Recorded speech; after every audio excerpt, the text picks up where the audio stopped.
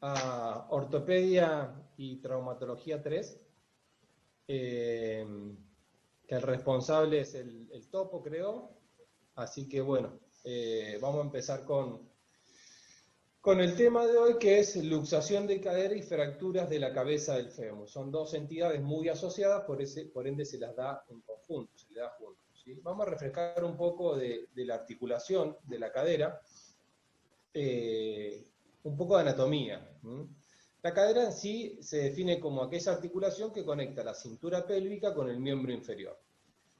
Y si bien es una articulación de tipo enartrosis, es un segmento de esfera que posee un gran movimiento en los tres planos del espacio, termina convirtiéndose en una articulación de carga, ¿sí? Y termina siendo una articulación que prioriza la estabilidad por sobre el movimiento, a pesar de que la enartrosis es creada como una articulación de movimiento. La otra gran enartrosis que tenemos en el cuerpo es la articulación glenumeral, que a diferencia de la cadera, prioriza el movimiento por sobre la estabilidad. Por eso es tan frecuente encontrarnos con luxaciones glenumerales y tan raro encontrarnos con luxación de la cadera. En este caso, la cadera, a pesar de ser una enartrosis, es una articulación principalmente de carga. Esa es la articulación de la cadera, conecta la cintura pelviana con el miembro inferior, ¿sí? Y presenta como superficies articulares la cabeza femoral, que representa aproximadamente unos 3/4 de esfera, con 2.5 centímetros de radio, que presenta como accidente en su cara medial o en su extremo medial la fosita del ligamento redondo, donde se inserta este ligamento. La otra superficie articular es el acetábulo, que presenta una porción articular en forma de media luna, y el trasfondo articular no presenta superficie que se articula directamente con la cabeza, sino que presenta un cojinete adiposo que trabaja en las presiones de la cadera y como medio de propiocepción. El labrum es otra superficie que se describe como superficies articulares. Es un rodete fibrocartilaginoso de entre 5 y 10 milímetros que se inserta en la ceja cotiloidea, rodea a manera de manguito la articulación. Es más grueso hacia arriba y hacia atrás, y a nivel de la escotadura isquiopubiana forma el ligamento transverso. Ahí sería nuestra medialuna articular, nuestro trasfondo acetabular con el cojinete adiposo, nuestro rodete glenoideo, que en la porción inferior se convierte o pasa a llamarse ligamento transverso del acetábulo. Ahí tenemos nuestra cabeza femoral con la fosita medial, donde se inserta el ligamento redondo. La cápsula articular, fundamental para hablar de luxación de esta articulación, rodea la articulación de la cadera desde el reborde acetabular y cara externa del labrum hasta la línea intertrocantérica anterior, y hacia posterior se extiende un poco a distal, cubriendo, llegando hasta el cuello distalmente. Desde la cápsula articular se desprenden algunos fascículos, ¿sí? Sobre todo un fascículo que se denomina fascículo pectinofoveal, que en realidad lo que hace es estabilizar esa cápsula articular. Y finalmente, un ligamento que no está descrito en todos los libros, que se llama ligamento anular, que envuelve y que refuerza toda la circunferencia de la cápsula articular. Ahí tenemos los principales ligamentos, que ahora los vamos a describir, y ese rodete que yo les decía, el ligamento anular, que hace como si fuese un diábolo con una zona central más resistente de nuestra cápsula articular.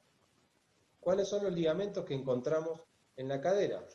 El más conocido es el ilio femoral o de Bertin, que tiene forma de Y invertida, cuya base se inserta inmediatamente por debajo del espina ilíaca anteroinferior y llega hasta la línea intertrocantérica, pero llega mediante dos fascículos que son los que forman la parte superior de la Y.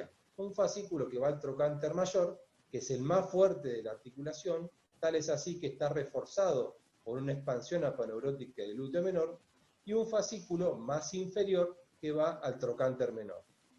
El pubo femoral, desde la eminencia iliopectinia al trocánter menor, y el isquio femoral del canal subcotiloideo hasta la cara interna del trocánter mayor.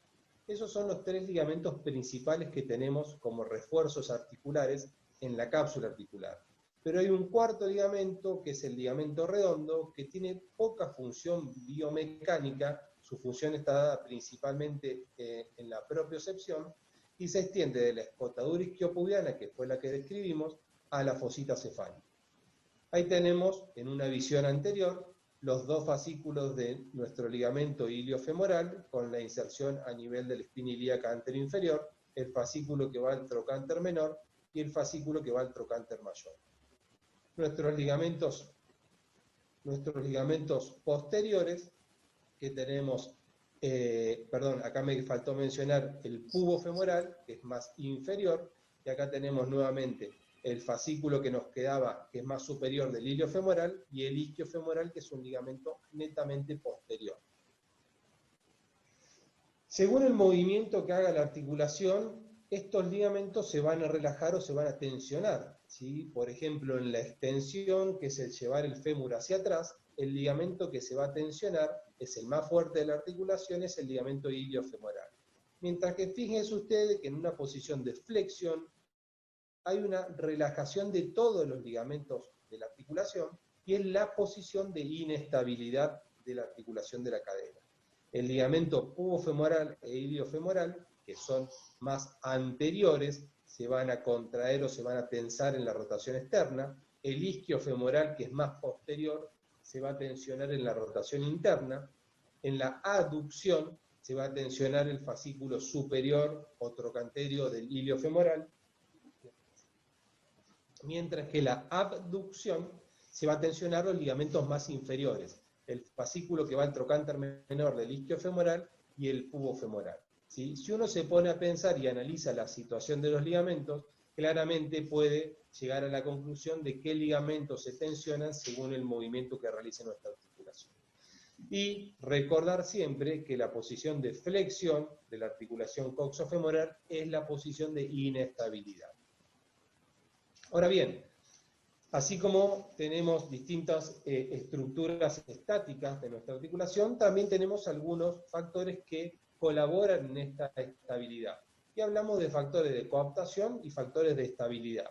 El acetábulo y el rodete le dan estabilidad, la cápsula fibrosa con sus ligamentos, la presión negativa articular, y acá claro, encolgamiento del miembro, porque cuando la cadera está cargando, claramente no tiene una presión negativa. El aumento de la transferencia de carga de esa articulación genera una presión positiva. Cuando tenemos la cadera chupada o en presión negativa, cuando tenemos ese miembro inferior en colgamiento, o sea que está despegado del suelo. Los ligamentos y los músculos, anterior tenemos muchos ligamentos y pocos músculos, mientras que a nivel posterior solamente tenemos el ligamento isquiofemoral, pero tenemos los cortos rotadores de nuestra articulación, que son músculos cortos, como su nombre lo dice, pero muy potentes. A su vez, los músculos que están paralelos al cuello, que son los músculos transversos, dan estabilidad, mientras que los músculos perpendiculares, por ejemplo los isquiotibiales o el cuádriceps, la porción larga, son músculos que dan inestabilidad, ¿sí? Lo que buscan es sacar la articulación de su lugar. La inclinación del techo acetabular y el ángulo cérvico-cefálico son otros factores que le dan estabilidad a nuestra articulación. Recordar y tener presente que la cadera es una enartrosis, o sea, es la articulación que más se mueve, pero siempre prioriza la estabilidad por sobre la movilidad. Un recuerdo que lo decimos y lo mencionamos siempre es la irrigación, que a mí me gusta decirlo en todo, siempre que hablamos de cadera. Las ramas que irrigan nuestra articulación provienen de la femoral profunda, ¿sí? Las arterias circunflejas externa e interna me van a formar el círculo extracapsular. De ese círculo arterial se desprenden las ramas cervicales ascendentes, que van a ser el círculo arterial intracapsular a nivel subcapital, o sea, inmediatamente por debajo de la cabeza, y de ese círculo intracapsular se desprenden las arterias retinaculares, que penetran directamente a nivel de la transición cuello-cabeza y van a terminar irrigando la cabeza femoral. Finalmente hay que mencionar la arteria del ligamento redondo, que representa, según los estudios, un 10% aproximadamente de la irrigación de la cabeza. Ahí tenemos el grafiquito con la femoral, el círculo arterial extracapsular, el círculo arterial intracapsular y las arterias retinaculares, que son las que terminan llevando la sangre o la irrigación a nivel de nuestra cabeza femoral. Ahora bien, hablando del tema que nos compete, pasen arriba.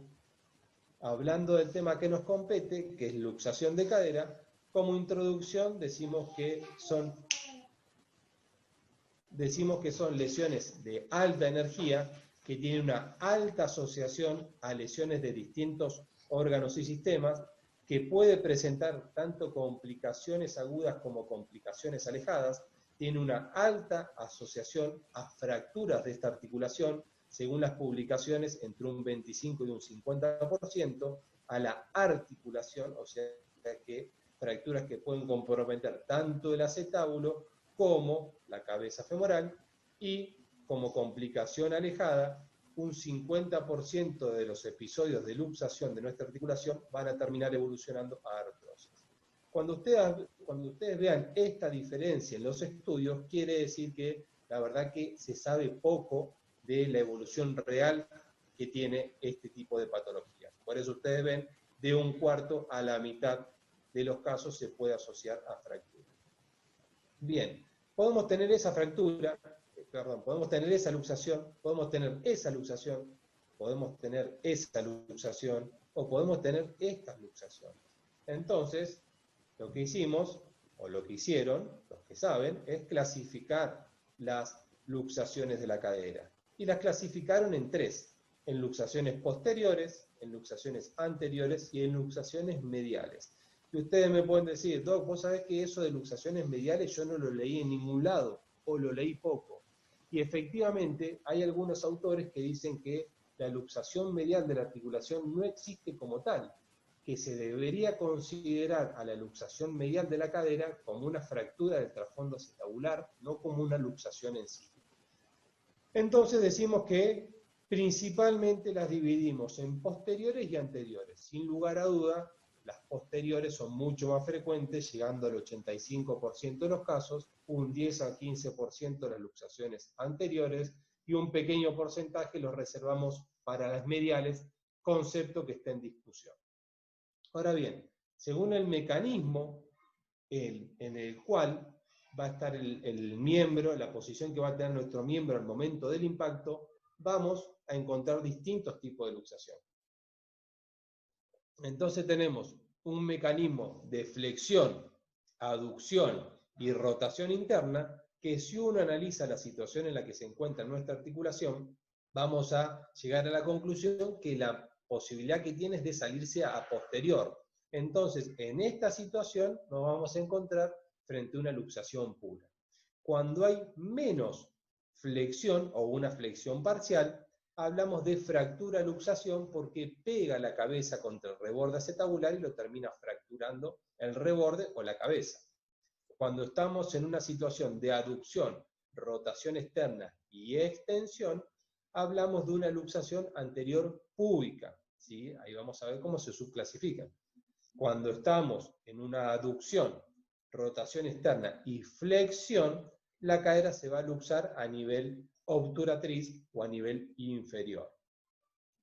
Cuando tenemos un impacto lateral directo, cuando ese miembro está cargando el peso, la cadera no tiene para dónde salirse y termina metiéndose adentro de la pelvis, y es lo que se conoce como luxación medial, que en realidad se considera una fractura del fondo acetabular. Y después tenemos la multidireccional, que era la imagen que yo les mostraba anteriormente, la última de las imágenes, que en realidad esos traumatismos multidireccionales terminan generando luxaciones bilaterales, puede ser una anterior, una posterior, y siempre están asociados a fracturas por la intensidad y por los cambios de dirección de las distintas fuerzas.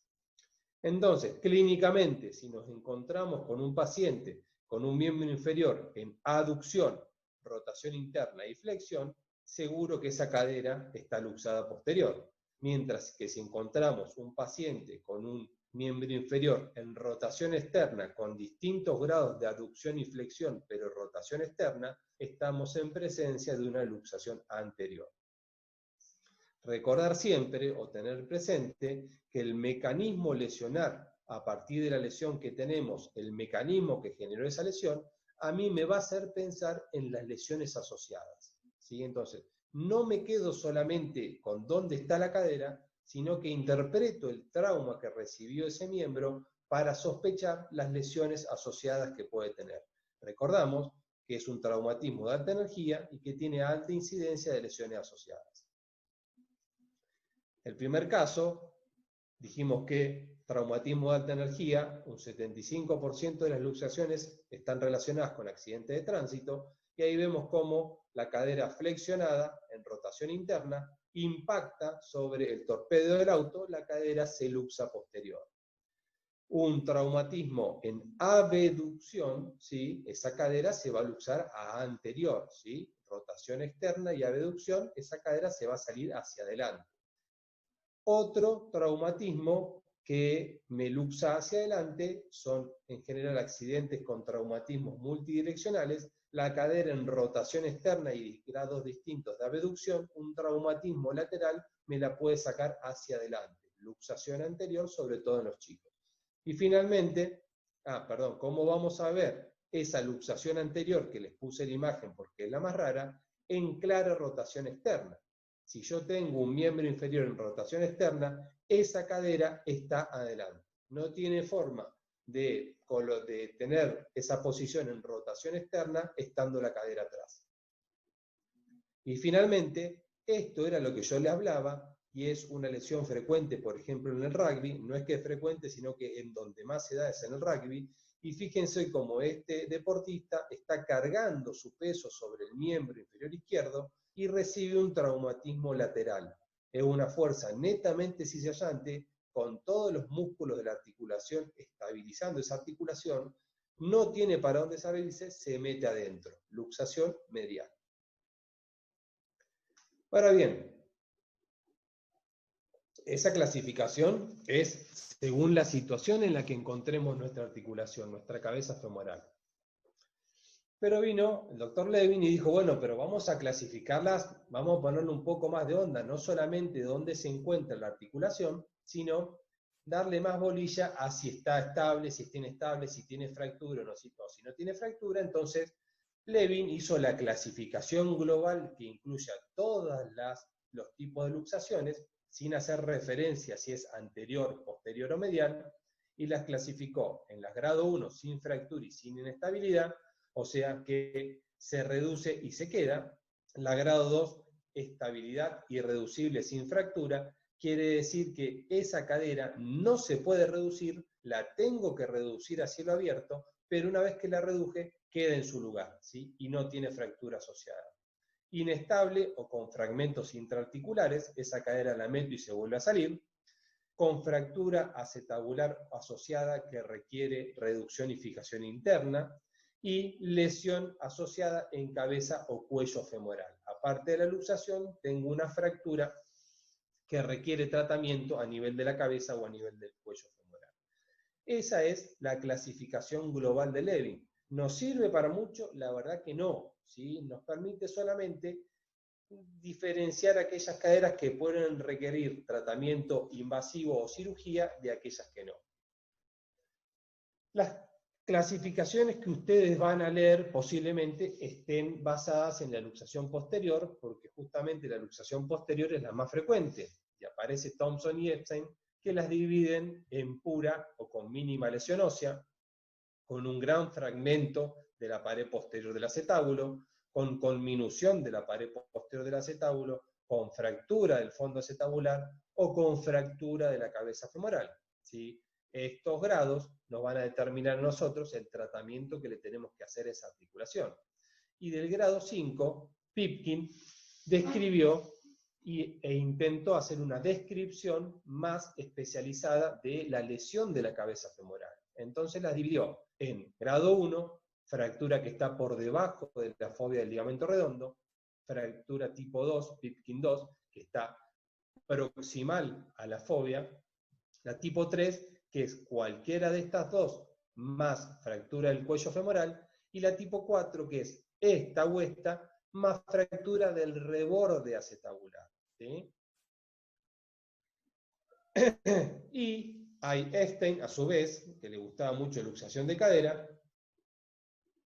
hizo la clasificación de las luxaciones anteriores, ¿sí? Recordamos que las luxaciones anteriores dijimos que podía ser superior, púbica o supraespinosa, inferior obturatriz o perineal, y a su vez cada una de estas pueden o no tener fractura, pueden tener fractura de la cabeza del fémur o pueden tener fractura del acetábulo, ¿sí? Entonces decimos, una Eften 1A es una luxación púbica sin fractura asociada, o podemos decir Eften 2B, decimos que es una luxación inferior con fractura de la cabeza asociada, ¿sí? Y a pesar de esta clasificación no nos aporta mucho más datos, porque esa fractura de la cabeza puede ser una pequeña lesión que no requiera tratamiento o puede tener una gran lesión que requiera tratamiento quirúrgico. No nos aporta mucha información. ¿Cuál es la que ustedes se tienen que saber o aprender y es la que más se usa? Es la clasificación de Pipkin, que esta sí me determina el tratamiento. Es la más útil y la más aplicable. Ahora bien, estamos frente a un paciente con una posible luxación de la cadera. Lo primero que tenemos que hacer es la radiografía de pelvis. La radiografía de pelvis, más los estudios complementarios en el caso de un politrauma o en el caso que nosotros detectemos lesiones asociadas. Luego de practicar la reducción, tenemos que hacer 5 radiografías de protocolo. La panorámica de la pelvis, de inlet, de outlet, la oblicuo alar y la oblicuo obturatriz, porque recordamos que hacer traumatismos de alta energía hay que descartar que no tenga lesiones que no vimos en la situación inicial por un déficit en la técnica. Y aparte, haciendo estas radiografías, tenemos la posibilidad de hacer comparación con la cadera que no sufrió traumatismo. La TAC también se recomienda inmediatamente después de la reducción, con los cortes cada 2 milímetros, y lo que buscamos, o un signo que le tenemos que prestar atención, es si hay una dismetría entre la superficie de la cabeza femoral y la superficie interna del acetábulo. Dismetrías o diferencias de más de 5 milímetros en alguna de las zonas en comparación con otra, tenemos que pensar que hay un fragmento oculto que no nos está dejando que haya una congruencia articular completa. Y finalmente, la resonancia magnética es la que tiene más sensibilidad para lesiones por impacción en el traumatismo agudo, y es el estudio que se hace alrededor de las 6 semanas para evaluar que esa articulación no esté haciendo una necrosis ósea vascular, otra de las principales complicaciones de este tipo de traumatismo. Ahora bien, ¿cómo reducimos nuestra articulación? Ustedes van a leer que hay muchas técnicas de luxación, de reducción de luxación, que a fin de cuentas terminan siendo casi lo mismo, ¿sí? Uno lo que tiene que interpretar es el mecanismo que provocó la luxación y, bueno, hacer el mecanismo inverso, ¿sí? Tenemos 3 que son las más conocidas. Una es la técnica de Alice, el paciente en supino, siempre con un ayudante que nos contenga la pelvis, se realiza flexión de la articulación, aducción y rotación externa, siempre traccionando al cenit. Esta es la más común y la que hacemos en general. Tiene variaciones, hay variaciones de una técnica, variación de Walter, que se llama, que en realidad, en lugar de traccionar hacia arriba en este sentido con la mano, yo me subo a la camilla, calzo el muslo abajo del tercio proximal de la pierna y con mi muslo empujo hacia arriba. ¿Qué puede ocurrir en este tipo de lesión, de técnicas? Romper los ligamentos de la rodilla. La técnica de Stimson es similar, nada más que la tracción es igual, se hace tracción a distal, pero es el mismo principio. El paciente en prono, el ayudante, en lugar de contenernos la hemipelvis, nos contiene el sacro para que no nos llevemos al paciente. Traccionamos a distal en el eje del fémur mientras hacemos maniobras rotatorias de nuestra articulación. Y finalmente, la técnica de Bigelow, que esta técnica en modificación de abducción sirve para hacer la reducción de la luxación anterior. Es similar a la de Alice, pero en lugar de hacer rotación como hace la de Alice, principalmente se hace tracción y movimientos de abducción y aducción en combinación con flexión y extensión. ¿Cuándo usamos esta técnica? Cuando las otras fallaron o cuando es una reducción difícil. Empezamos a variar movimientos de flexión y extensión, de aducción y de abducción, ayudado con movimientos rotatorios. Si no sabemos qué hacer, porque no entra con la técnica clásica, empezamos a variar el plano de trabajo. Recordar siempre que esa tracción al cenit, cuando yo tiro a distal desde el tercio proximal de la pierna, ojo con la lesión del ligamento cruzado anterior. Bien, ahora reduje mi articulación. ¿Cómo compruebo que está estable esa articulación? Traccioné, hice una rotación interna, rotación externa, ¡cluc! Sentí el chasquido que hace la articulación cuando se reduce. ¿Cómo controlo que esa articulación esté estable? Y esto me gustaría que le presten atención porque no aparece en todas las bibliografías, ¿sí? Siempre te dice la bibliografía cuando vos la lees, después de hacer la reducción, controle la estabilidad. Bueno, pero ¿cómo controlo la estabilidad? Esta es la técnica que hay que hacer para ver si una articulación por reducción es estable o no. Siempre con movimientos progresivos y suaves, bajo control radioscópico, se hace una flexión de 90 grados, se hace un arco rotatorio desde el neutro 15.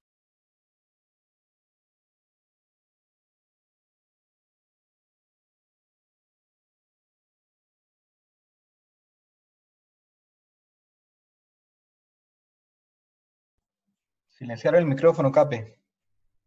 Sin querer, ahí está, había tocado sin querer.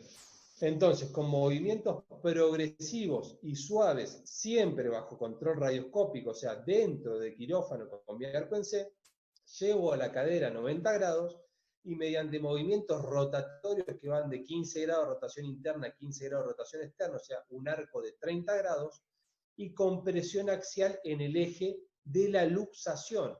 Si la luxación fue hacia anterior, yo tengo que traccionar hacia arriba. Si la luxación fue a posterior, yo tengo que empujar el fémur, ¿sí? Entonces, flexión de 90 grados, arco de rotación de 30 grados y compresión axial en el eje de la luxación. Si se me luxó hacia adelante, tiro hacia adelante. Si se me luxó hacia atrás, empujo hacia atrás. Si la cadera mantiene su posición mediante estas maniobras, digo o considero que mi articulación es estable por reducción. Ahora bien, falla la reducción, ¿sí? ¿Cuándo tengo la indicación de hacer una reducción a cielo abierto? ¿Sí? La reducción de la cielo a cielo abierta más desbriamiento es cuando hay una luxación irreductible. ¿Cuándo puede ocurrir esto? Bueno, lo más frecuente es que en una luxación pura, la cabeza femoral se mete en un ojal de la cápsula. En general, ese ojal de la cápsula está entre un ligamento y el otro. Que haya un fragmento intraarticular que no me deje meter la cabeza dentro del acetábulo. Que haya una fractura de la pared posterior y cuando yo la quiero meter, se me meta con ese fragmento y no me deje entrarla. O que haya un bloqueo tendinoso, que sea el psoas en la luxación anterior que me enganchó la cabeza y no la puedo meter, o que sea el glúteo o el piriformes a posterior que enganchan el cuello de la cabeza y no me dejan meterla y reducirla, ¿sí? Cuando ocurre eso, no me queda otra que abrir la articulación y hacer una reducción a cielo abierto. Cuando tengo una lesión iatrogénica en el nervio ciático, y esto se los planteo y se los pongo en dudas, porque si yo tengo una lesión iatrogénica del nervio ciático, me voy a dar cuenta cuando ese paciente salga de la anestesia, ¿sí? Estos trabajos que hablaron o que se hicieron en su momento diciendo si lesioné el nervio ciático, abrila, era porque se hacían reducciones sin anestesia, ¿sí? Si yo tengo una luxación de mi articulación, tengo la evaluación neuromuscular, nerviosa, perdón, no tengo afectación, la reduzco y la afectación me la hace después y ya está, ya la reduje y rompí el ciático, la cagué, ¿sí? Entonces tarde. Esta indicación de lesión iatrogénica en el nervio ciático es durante la reducción en pacientes que no están anestesiados, ¿sí? Ahora bien, ¿qué puede ocurrir en grandes luxaciones cuando hay una gran rotación interna de la cadera y me engancha el ciático? Puede ser que yo cuando lo meta el ciático junto con la luxación y ahí tengo indicada la apertura y tratar de recuperar o de sacar de lugar ese ciático. Reducción incongruente. ¿Cuándo hay una reducción incongruente? En realidad yo meto la articulación, entra, pero hay un fragmentito óseo o una parte de la cápsula, o un pedacito de tendón, o algo que no me deja que la articulación vaya a su sitio original. Bueno, en este caso no es una urgencia. Si yo hago una reducción y me quede incongruente, puedo tomarme el tiempo de pedir los materiales en el caso de que tengo asociada una fractura para planificar la cirugía. ¿Por qué no se considera una urgencia? Porque si bien la cadera no está completamente reducida, ya recupera la circulación y me permite a mí planificar mi cirugía con más tiempo, pedir el material. ¿Sí? Entonces, ¿cuándo tengo yo indicada la reducción a cielo abierto?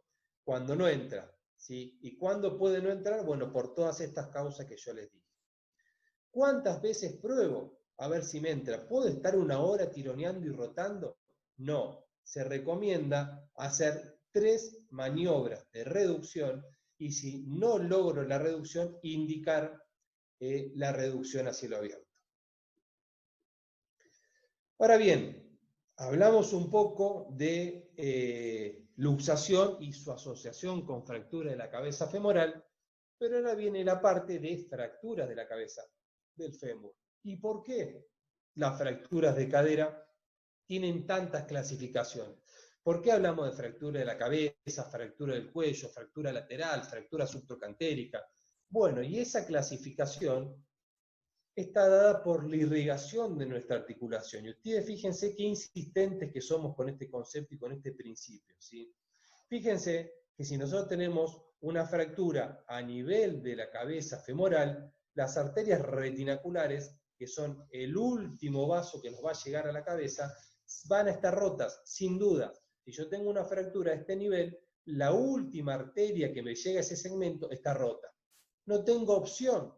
¿Sí? Ese fragmento queda avascular porque seguro que se rompió la irrigación.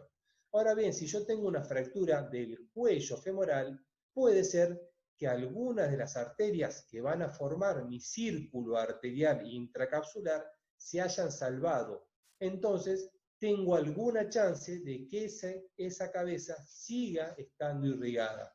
¿Se fracturó y me rompió la anterior y la inferior? Bueno, puede ser que la superior y la posterior sigan mandando sangre y ese círculo arterial todavía esté funcional. Tengo una chance de que esa cabeza todavía esté irrigada a pesar de la fractura. Ahora fíjense en las fracturas laterales, el gran tronco arterial que le llega y a su vez ese gran tronco arterial me forma otro círculo arterial. Entonces, las fracturas laterales tienen una gran irrigación y por eso me permite a mí jugar y permitir que la cirugía para las fracturas laterales no tengan tanto compromiso si yo estiro la cirugía o estiro la reducción 48, 72, 4, 5, 6, 7 días, porque estoy casi seguro por el gran aporte vascular que tiene, que el fragmento distal, o sea, cuello y cabeza femoral, van a seguir irrigados. Y por eso, a este nivel, es muy raro que haya pseudoartrosis, porque tiene grandes troncos arteriales que me van a llevar la irrigación y forman a su vez un gran círculo arterial que está por fuera de la cápsula. Está bastante protegida la irrigación. Y finalmente, la fractura subtrocantérica, que fíjense que no es una rama directa de la femoral, sino que es una rama de la femoral, y fíjense que es bastante pobre la irrigación que hay a nivel subtrocantérico. Le llegan unas solas ramitas, unas pocas ramitas, y por eso a este nivel también es frecuente encontrarnos con retardos de la consolidación y pseudoartrosis.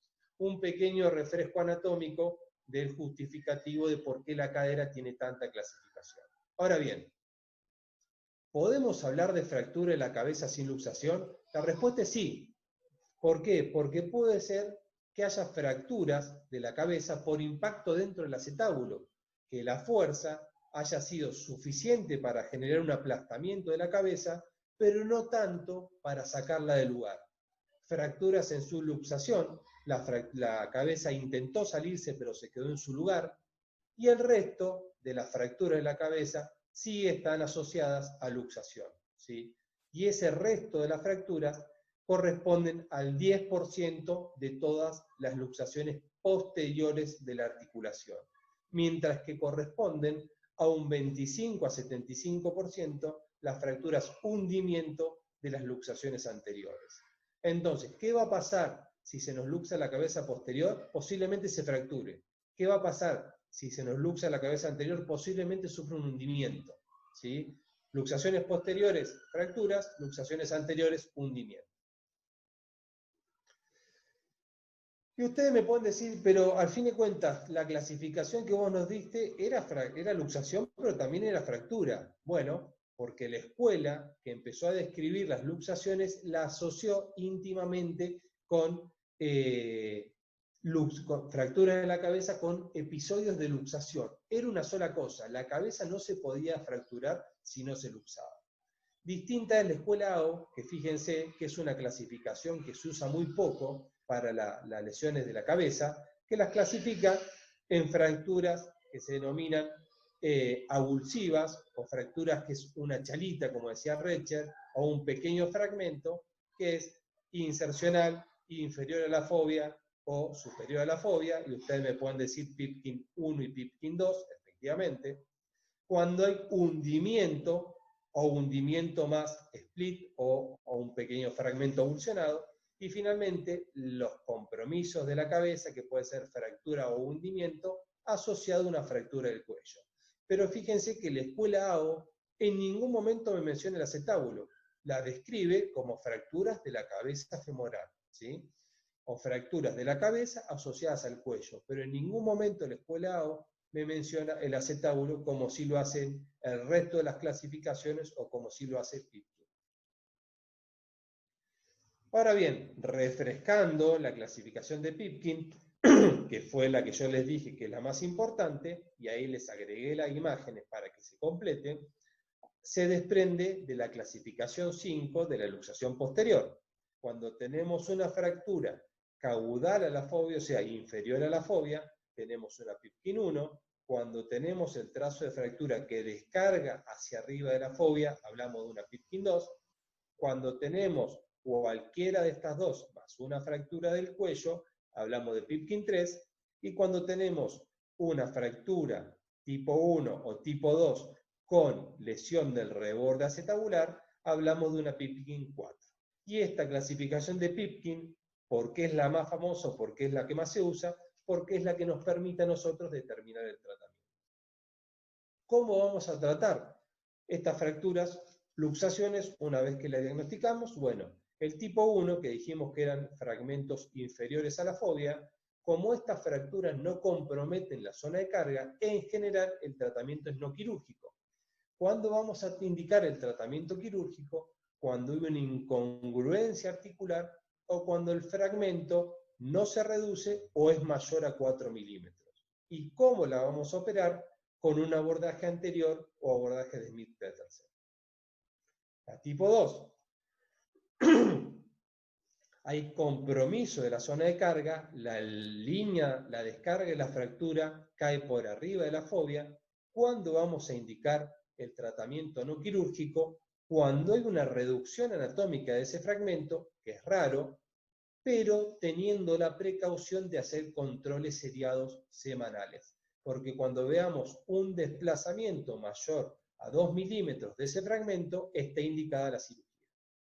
Y el abordaje quirúrgico, también por abordaje anterior, en general es el tratamiento de las fracturas Pipkin tipo 2.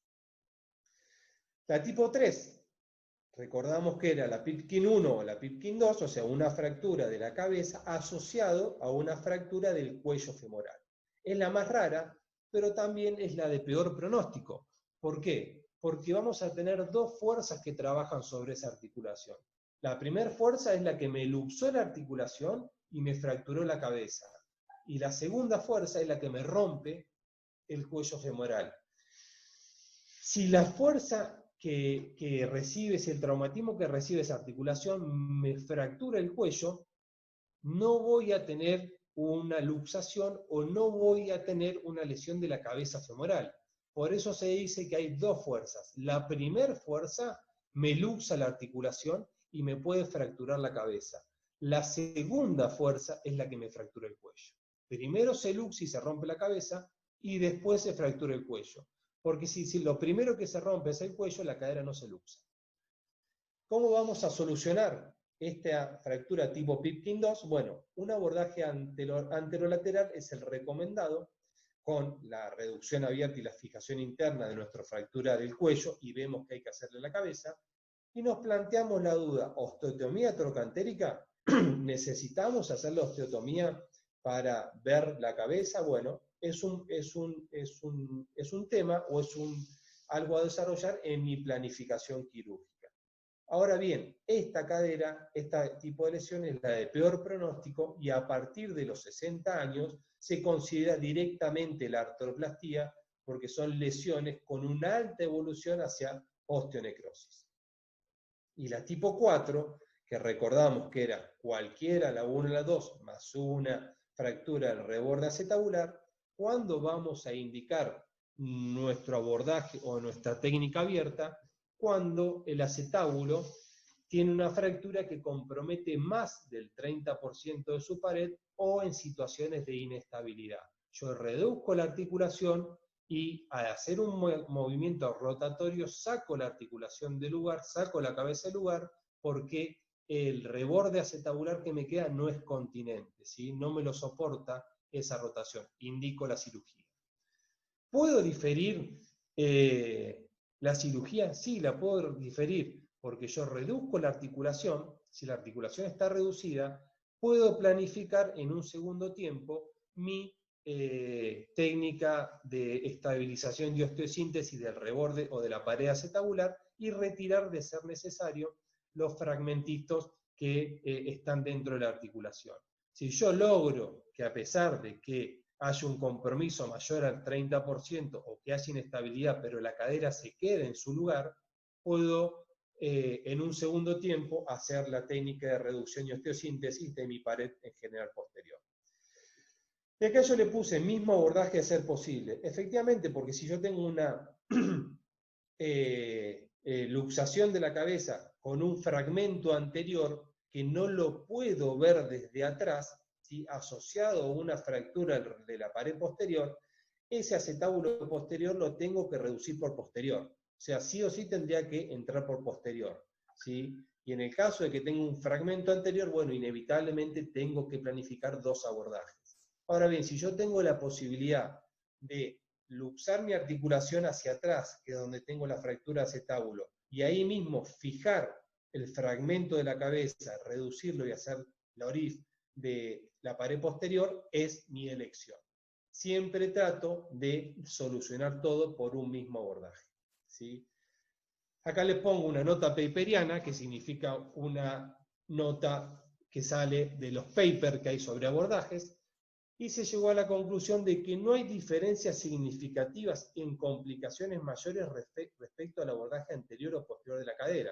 ¿Dónde tengo que abordarla yo la cadera? Donde a mí me dé más herramientas para solucionar el problema. Efectivamente, si hay una gran fractura de la pared posterior, la tengo que abordar por posterior, ¿sí? Si la cadera se luxó anterior y tengo un gran fragmento anterior, inevitablemente no me queda otra que abordarla por anterior.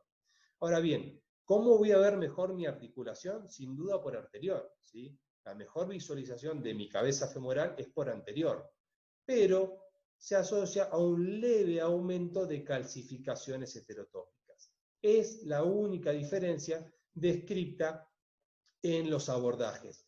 No hay otra diferencia significativa ni en la reducción, ni en la evolución en necrosis, ni en la evolución en artrosis, ¿sí? Lo único que puede haber con más frecuencia es calcificaciones heterotópicas cuando hago un abordaje anterior, y más aún si lo asocio a una osteotomía trocantérica. ¿Por dónde debo ingresar a mi articulación? Por el lado de la luxación. Si se luxó a posterior, posiblemente mi abordaje sea posterior. Si se luxó anterior, posiblemente mi abordaje sea anterior. Ahora bien, ¿cómo hago el manejo de mi articulación? ¿Sí? Post-reducción. Si tengo una reducción pura o sin fractura que comprometa mi estabilidad, le voy a poner una botita antirrotatoria. Si no tengo fractura, le doy una carga del 20% por unos 30 días y luego la resonancia magnética. ¿Por qué les puse acá los signos de pregunta? Porque hay algunos estudios que dicen que la resonancia magnética directamente no sirve para ver evolución a osteonecrosis, ¿sí? Y hay otros estudios que dicen que sí sirve a partir de la cuarta a sexta semana. Las conclusiones que se sacan en este tipo de estudios cuando hay esa contradicción es que faltan estudios para ver si efectivamente la resonancia sirve para ver evolución a osteonecrosis. ¿Qué es lo que hacemos nosotros? Le hacemos la resonancia a las 6 semanas, ¿sí? Por una cuestión de no solamente de ver si esa cabeza está sufriendo, sino también para tener una herramienta para protegernos por cuestiones médico-legales. Si esa resonancia que yo hago a las 4 o 6 semanas no tiene ninguna alteración, carga progresiva y fisioquinesioterapia con movilidad.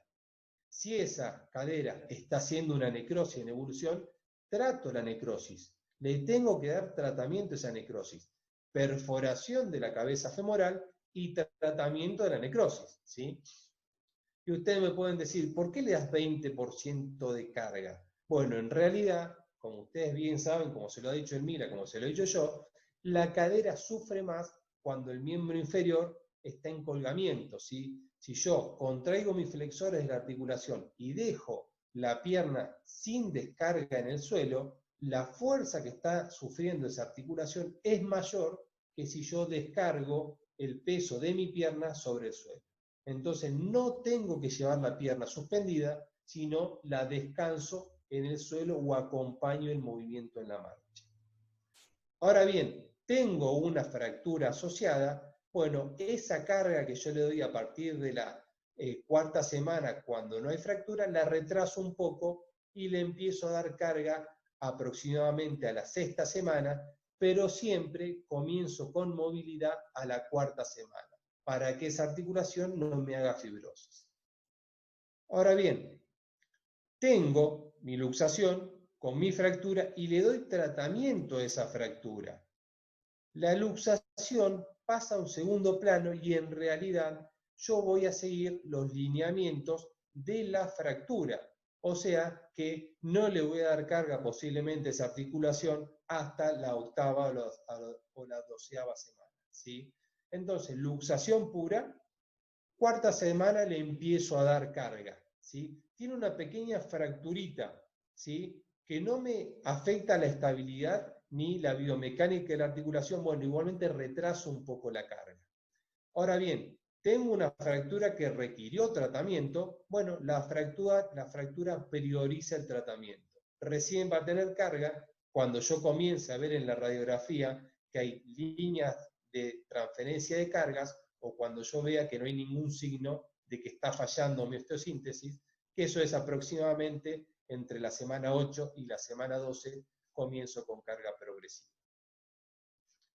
¿Cuáles son las complicaciones que podemos encontrar en este tipo de lesiones? Bueno, lesión del nervio ciático, como mencionamos anteriormente, en luxaciones posteriores, por supuesto, en la anterior no la vamos a tener, entre un 10 y un 15%, luxaciones irreductibles hasta un 10%, tengo que abrirla, fracturas, fíjense que yo le hice una diferencia acá, las fracturas de cadera, que incluye fémur y acetábulo, pueden ser hasta de un 50%, mientras que las fracturas de la cabeza femoral, en luxaciones posteriores vamos a encontrar un 10% de compromiso, mientras que en luxaciones anteriores hasta un 75%, pero son lesiones de tipo hundimiento.